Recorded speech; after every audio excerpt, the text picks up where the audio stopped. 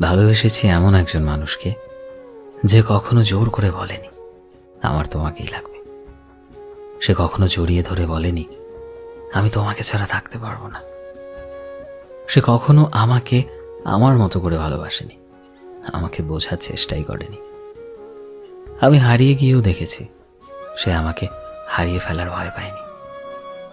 মাঝে মাঝে অনেকটা অভিমান নিয়েও একলা ছিলাম, কখনো সে অভিমান ভাঙানোর চেষ্টা অবধি করেনি। আমি দূরে গিয়েও দেখেছি সে কখনো আমায় কাছে টানার চেষ্টাই করেনি।